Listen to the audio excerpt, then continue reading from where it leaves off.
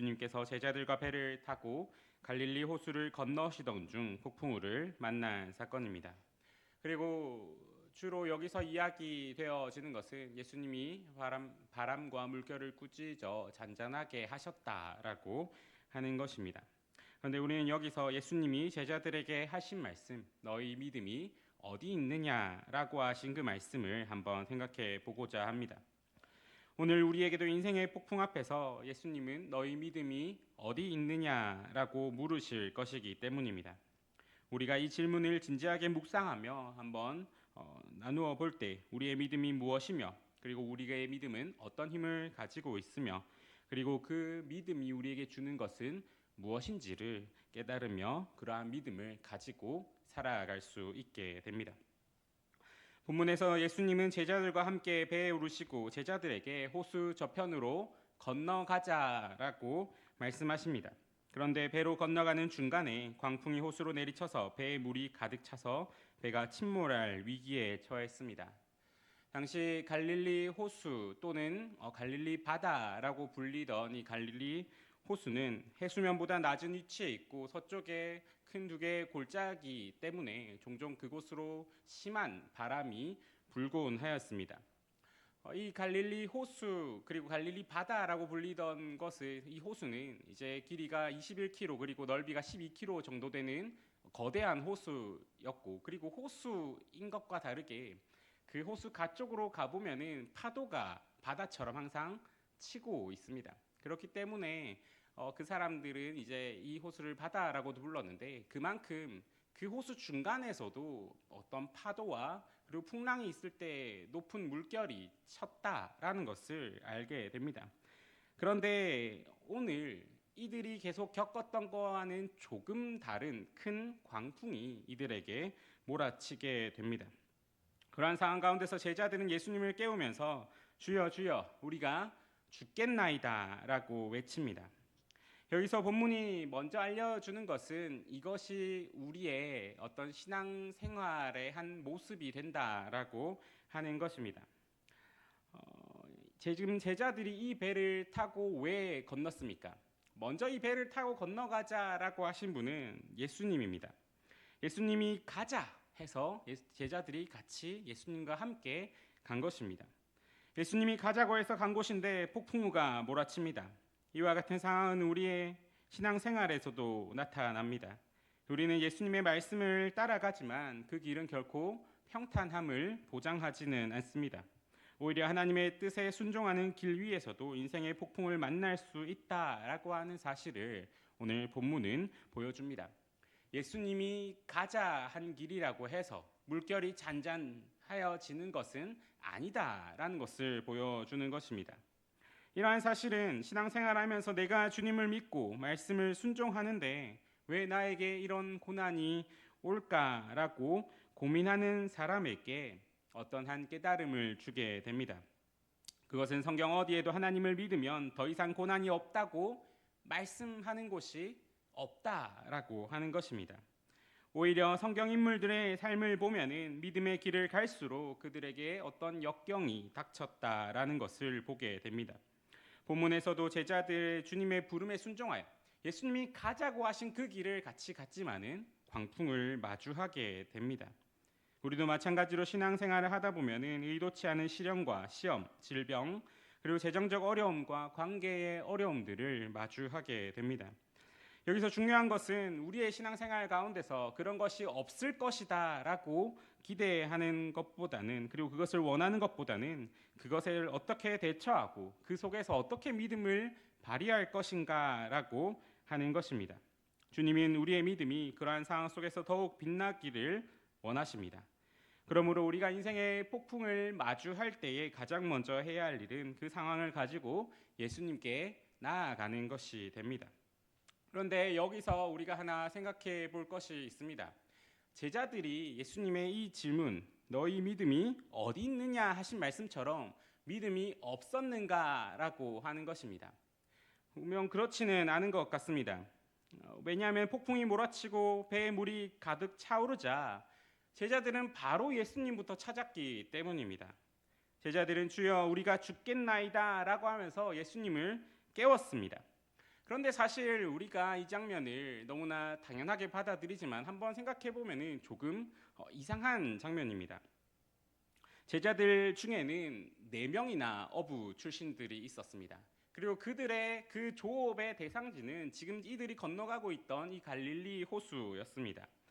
그러한 상황 가운데서 폭풍이 몰아치고 그리고 배가 어떻게 전복될 위기에 처해 있고 그리고 그 바다로 인해서 어떤 어려움이 닥쳤을 때 가장 능숙하고 가장 그 상황에 밝은 사람이 누구겠습니까? 목수일을 해왔던 예수님이겠습니까? 아니면은 일평생 그 갈릴리 호수에서 조업을 했던 그 제자들이겠습니까? 당연히 그 제자들이 그 어떤 사람보다도 그리고 거기 있던 어떤 사람보다도 그 상황에 더 밝고 어떻게 해야 되는지를 더 잘 알았을 것입니다. 그런데 그 능숙한 이들이 그 상황에서 예수님을 깨우면서 우리가 죽게 되었습니다라고 한 것입니다. 이들에게는 예수님이 일어나시면은 예수님께 이 상황을 말하면은 무언가 바뀔 것이다라고 하는 일말의 기대가 있었기 때문에 예수님을 찾은 것입니다. 그런 면에서 제자들이 했던 행동은 분명히 어떤 믿음의 행동이다라고 할 수 있습니다. 자신의 능력으로는 이 상황을 해결할 수 없음을 인정하고 예수님이 이 상황을 해결해 줄 것으로 믿고 예수님을 깨운 것입니다. 그런데 예수님의 도움을 구하고 예수님이 그 문제를 해결하신 후에 예수님이 어떤 반응을 보이십니까? 제자들을 책망하십니다. 믿음의 행동으로 예수님께 도움을 구했는데 왜 제자들이 그런 책망을 받게 되었습니까? 그것은 예수님이 바람을 잔잔하게 하시고 난 후 보여준 제자들의 반응에서 그것을 알 수가 있습니다. 예수님이 바람을 잔잔하게 하신 후에 그 문제를 해결하시자 제자들은 깜짝 놀라면서 그가 누구이기에 바람과 물을 명함에 순종하는가라고 말합니다. 예수님을 찾는 믿음과 이 어려운 상황 가운데서도 예수님은 해결해 줄 수 있을 것이다 라고 하는 그 믿음과 그리고 예수님의 해결하는 것에 대해서 놀라는 모습에서 우리가 알 수 있는 것은 그들이 그 예수님에 대한 그 암과 그리고 예수님에 대한 믿음이 구체적이지 못하였다 하는 것입니다. 모호하게 예수님을 알고 있었기에 예수님을 찾기는 하지만 정확히 내가 여기서 어떤 것을 기대하는지는 모른 채 그저 모호하게 혹은 막연하게 예수님이라면 어떻게든 해주시겠지라고 생각한 것입니다. 예수님을 찾기는 하였지만 정확히 무엇을 기대하는지는 알지도 못한 것입니다. 이러한 상황 가운데 예수님이 하신 말씀이 바로 너희 믿음이 어디 있느냐라고 하신 말씀입니다.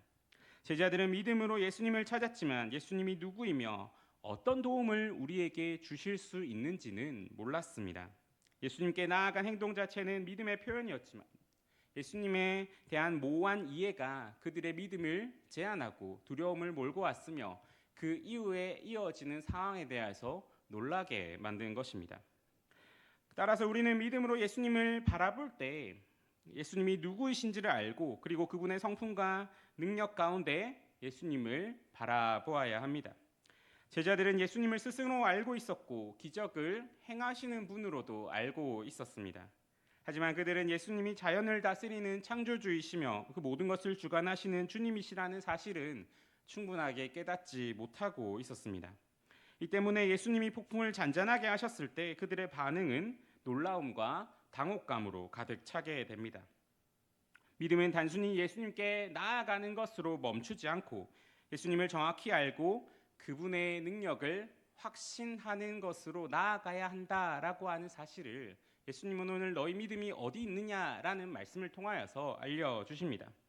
만약 그것을 잘 알지 못하고 가지는 모호하고 막연한 믿음은 제자들이 보여주었듯이 위기 상황에서 쉽게 흔들리며 깊은 신뢰로 이어지기가 어렵게 됩니다. 그런데 이 모호한 믿음이 오늘날 우리 상황 가운데서도 많이 발견되게 됩니다. 우리는 위기를 만날 때에 어떠한 문제 상황 가운데서 예수님께 도움을 찾으며 나아갈 때에 예수님께 도움을 구하지만은 이제 그 도움을 구하는 것에서 멈출 때가 상당히 많이 있습니다. 도움을 구하면서 그분이 어떻게 역사하실지에 대한 확신은 잘 없을 때가 많습니다. 예수님을 믿는다라고 말하지만은 어떤 약속과 말씀에 근거한 믿음이 아니라 어떤 막연한 상태로 남아 있는 그러한 믿음으로서 도움을 구한다라고 하는 것입니다. 이러한 믿음은 우리에게 있어서 예수님께 도움을 구한다라고 하는 것 자체의 의미를 문제를 해결해 주실지도 모른다. 어떠한 방법일지는 모르겠지만은 예수님께 도움을 구하면 문제를 해결해 주시지 않을까 정도의 희망적 기대에만 머물러 있게 만듭니다. 따라서 우리는 우리의 믿음을 한번 되돌아보면서 그러한 믿음을 모호한 상태로 두어서는 안 됩니다. 우리의 믿음은 단순히 예수님께 나아가는 데 그치지 않고 주님의 성품과 능력 그리고 그 약속과 주의 주권을 구체적으로 실천하겠는데 그리고 그것을 신뢰하는 데까지 자라나야 하기 때문입니다. 우리가 신앙생활을 하면서 직면하는 많은 문제들과 위기를 통해서 우리는 모호한 그 믿음을 구체적으로 그리고 확고한 믿음으로 바꾸어 나가야 합니다. 하나님의 능력과 역사를 한 번, 두 번 체험하면서 오늘 제자들이 겪었던 것과 같이 예수님이 누구이시기에 나에게 이러한 것으로서 역사하시는가라는 그 경험들을 통하여서 우리의 믿음이 조금씩 쌓여가고 구체화되며 더욱더 깊어지게 되는 경험이 우리에게 있어야 하는 것입니다. 하나님의 능력과 역사를 체험하면서 하나님이 누구이신가 하는 것을 알게 되는 삶이 우리에게 믿음의 삶이 됩니다. 그런 부분에서 그러한 측면에서 예수님도 예수님을 찾는 그 제자들에게 너희 믿음이 어디 있느냐라고 말씀하십니다. 예수님이 말씀하신 믿음이 있다라고 하는 것은 두렵지 않음을 의미하는 것이 아니라 그리고 그 믿음이 아예 없다는 그런 의미가 아니라 눈앞의 위협보다 크신 주님을 신뢰하느냐라고 하는 뜻이 됩니다. 폭풍 속에 예수님께 나아가고 그분의 능력을 목격하며 놀라는 경험은 제자들에게 예수님이 누구이신지에 대한 경험과 체험과 알을 점진적으로 심어 주었습니다. 우리에게 있어서 믿음이라고 하는 것은 단번에 완성되지 않습니다.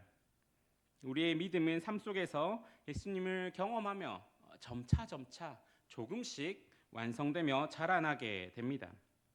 이런 믿음이 단번에 완성되지 않기에 하나님은 우리의 삶 속에서 다양한 상황과 경험을 통하여서 믿음을 계속 성장시켜 나가십니다. 오늘 제자들이 경험한 이 사건은 단순히 문제 해결의 순간이 아니라 제자들의 믿음을 한 단계 더 성숙하게 하는 중요한 과정이었습니다. 우리도 우리의 삶 속에서 이루어지는 많은 사건들을 통해서 그 과정 속에서 예수님을 경험합니다. 그리고 이전에 알지 못하였던 그 예수님의 그 역사하심과 예수님의 성품과 그리고 그 역사하심을 통해서 드러난 그 약속의 말씀들을 경험함으로써 우리의 믿음이 그 약속과 말씀과 주의 성품과 능력 위에 점차 쌓여가게 되는 경험을 우리는 하게 됩니다. 그래서 우리의 삶 속에서 직면하는 어려움 속에서 때로는 믿음이 시험받고 때로는 우리의 연약함과 의심을 깨닫게 되면서 우리의 믿음이 점차 성숙해져 가게 되는 것입니다. 그리고 그 하나님은 그 연약함 속에서 우리를 끝까지 붙들어 주시고 우리의 믿음이 성장하도록 우리를 이끌어 주십니다. 그래서 고난과 시험은 우리의 믿음을 약화시키는 것이 아니라 오히려 더욱 강하게 다듬는 도구가 됩니다. 이러한 측면에서 우리는 어떠한 사건을 마주할 때 예수님의 이 말씀 너희 믿음이 어디 있느냐라고 한 것을 계속 생각해 보아야 합니다. 이 상황 가운데서 우리의 믿음이 어디 있는가? 내가 이때까지 알고 깨닫고 경험한 그 예수님에 대한 그 신뢰, 주님이 이것을 어떻게 해결해 나가실 것인가라고 하는 시선으로서 그 문제를 바라보는 것이 우리에게 필요하고 그렇게 될 때 그러한 경험들 그리고 하나님의 역사하심이 쌓여서 우리의 믿음을 성장시키게 될 것이기 때문입니다. 삶의 폭풍이 우리를 두렵게 할지라도 아니면은 어떠한 상황 가운데서 실제적으로 그것이 너무나 힘든 상황 가운데 있더라도 우리가 기억해야 될 것은 우리의 선한 목자 되시는 주님이 우리를 붙잡고 도우신다라고 하는 사실과, 그리고 주님이 어떤 분인가, 어떤 말씀으로써 어떤 능력을 가지고 어떻게 우리를 도우시는가라고 하는 것을 더욱더 깨닫고 그것을 확실히 신뢰하고 그 안에 거하면 거할수록 그 폭풍이 주는 두려움은 점차 없어지게 된다라고 하는 것입니다. 이처럼 이렇게 쌓여가는 믿음, 그리고 하나님에 대한 알미 더욱더 풍성해지는 경험들, 그리고 그 과정 속에서 주님은 누구이신가, 어떤 분이신가, 그리고 어떻게 나를 도우시며 어떤 능력으로서 우리에게 행하시는가에 대한 경험들, 그리고 그것에 대한 믿음들은 우리로 하여금 두려움을 이기게 하고 더욱더 하나님의 능력을 경외하게 만들어 줍니다. 인생의 폭풍 앞에서 우리가 느끼는 것은 두려움입니다. 그러나 믿음은 문제의 크기에 짓눌리지 않고 하나님이 문제보다 더 크다라는 것을 먼저 보게 만들어 줍니다. 너희 믿음이 어디 있느냐라고 하는 예수님의 물음은 너희는 아직도 내가 누구인지를 모르느냐라고 하는 말씀인가 동시에 이제 내가 누구인지를 알아라라고 하는 믿음으로의 초청입니다. 우리가 그분의 인도하심을 신뢰하며 나아갈 때 우리는 삶의 모든 상황 속에서 믿음이 열매를 맺는다라고 하는 것을, 그리고 그 은혜가 나에게 풍성하게 임한다라고 하는 것을 경험하게 됩니다. 오늘 말씀을 통해 우리는 믿음을 바라봐야 합니다. 이전에는 우리가 어떤 것을 믿는다, 그리고 그 믿음을 가지고 예수님께 어떤 문제를 가지고 나아간다라고 할 때 우리가 바라는 것이 문제 해결이었다면은 이제 우리의 믿음에 대한 시선, 그리고 그것을 바탕으로 주님께 문제를 가지고 나아갈 때 우리의 시선은 조금 달라져야 합니다. 그것은 이제 믿음은 단순히 문제 해결을 기대하는 것이 아니라 그분의 주권과 신실하심을 신뢰하는 것이다라는 방향으로 바뀌어야 하는 것입니다. 예수님께서 제자들에게 너희 믿음이 어디 있느냐라고 물으셨던 이유는 제자들의 믿음이 단지 문제 해결에서 머무는 것이 아니라 제자들이 예수님을 제대로 알고 신뢰하는 깊은 믿음으로 자라나기를 원하셨기 때문입니다. 오늘 우리도 예수님을 모호하게 아는 데에 머물러서는 안 됩니다. 우리는 우리의 믿음을 가지고 예수님께 문제를 해결해달라고 나갈 수 있습니다. 하지만 그곳에서 우리에게 먼저 있어야 되는 것은 문제 해결을 위하는 것이 아니라 그 믿음으로 나아간다는 행위 속에서 예수님이 누구이시며 어떤 약속과 어떤 말씀 가운데 우리를 도우시며, 그리고 우리가 그분 안에 있으므로 이 문제는 아무것도 아니다라는 사실을 신뢰하는 데에 있어야 합니다. 그것이 예수님께서 너희 믿음이 어디 있느냐라고 물으셨을 때 주님, 제 믿음이 여기 있습니다. 제가 주님을 신뢰합니다라고 고백할 수 있는 우리의 믿음이 될 것입니다. 오늘 우리도 예수님을 모호하게 아는 데 머무르지 말고 그분의 말씀과 그리고 우리의 삶의 경험 속에서 주의 그 능력의 말씀과 약속과 그 성품을 더욱더 깊이 알아갑시다. 그래야 해서 주의 그 너희 믿음이 어디 있느냐라고 하는 그 질문 앞에서 주님, 제 믿음이 여기 있습니다. 제가 주님을 신뢰합니다 라고 고백할 수 있는 저와 여러분이 되기를 간절히 소망합니다. 함께 기도하시겠습니다. 사랑과 은혜가 풍성하신 하나님 아버지,